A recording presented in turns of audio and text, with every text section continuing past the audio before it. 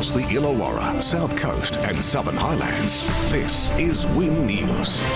Tonight, queues for COVID tests as the Delta strain threatens council elections. A man pulled from a burning building as a packed unit block evacuates. And a decade-old fight for green bins opens old wounds. Good evening, I'm Bruce Roberts and welcome to Win News. Also tonight, the show must go on. It will take more than a pandemic to stop the music ahead of this year's Southern Stars.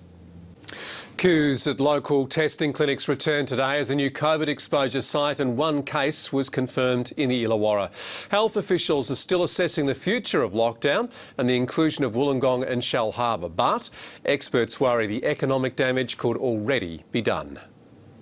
Cars lined up and looped around car parks, bumper to bumper, waiting for swabs. It's a bit stressful because going home, having two little brothers, it's a bit stressful, but yeah, I'm trying to do the best thing I can, which is get tested as often as possible. We feel okay in ourselves, but we just want to make sure. Hundreds answering a call to arms. If you're not feeling well in regional rural New South Wales, if you're not feeling well in those local government areas, please, please, please go and get tested. Dapto Priceline, a new exposure site. Shoppers between 2:15 and 2:45 last Friday must get tested and isolate until negative. One new Illawarra case confirmed linked to those previously reported. No new cases in the Wingecarribee or Wollondilly, with a warning to would-be travellers. The strong advice is, unless you have to and you need to, you shouldn't. The Premier today hinting at a lockdown loosening for Wollongong and Shell Harbour. Obviously the Central Coast and Wollongong are included in that, but we are also looking at opportunities to perhaps address those regions in a particular way, given we can keep the virus out from particular parts of New South Wales. But the local economy is already suffering. What will happen when we come out of lockdown, I think, will be similar to last time, which will be an increase in unemployment in the order of a few percent, 4 or 5%. But that means we're in double-digit unemployment. And it'll have to bounce back without the help of JobKeeper. It kept the physical infrastructure ticking over. It kept people connected to their workplace, albeit on a much smaller scale, but it kept people connected. And I think that was critical to the success of the rebound last time round. September's council elections could also be hit, while pressing the flesh is a no-go. It's that opportunity to connect with people and to just share what your views are, because generally that's what would encourage people to vote for you at a local government election. Some calling for another delay. Well, I think it's about time the Minister came out and gave some direction. Personally, I think it needs to be postponed, and that is pushed out at 2 months until there is adequate vaccination coverage. The local government minister didn't respond by deadline. Killy Royal, Win News.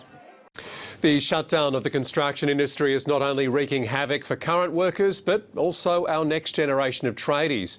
While practical TAFE continues in the regions, lockdown has brought it to a halt in Wollongong and Shell Harbour. For students to graduate into the workforce, the semester will need to be extended, a situation the state's Teachers Federation wants to discuss with the government. When classes start back up again, we're obviously going to need extra time and we're going to need extra funding to make sure that students get that catch-up that's required, because of this one is, again, different to last year, where the whole state was shut down last year for a period of time. And the Federation says more than 8,000 TAFE teaching jobs have been cut in the past 10 years.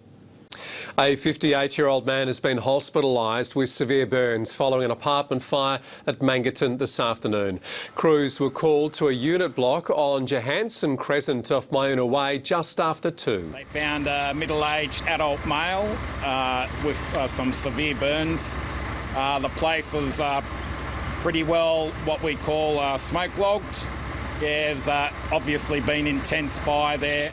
All 12 block residents were evacuated with no other injuries reported. The fire was contained to the apartment and brought under control within 5 minutes. Police and fire crews continue to investigate.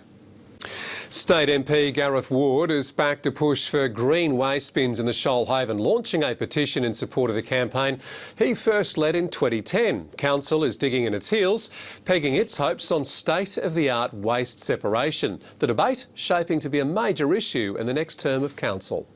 Tradition versus innovation, going head to head.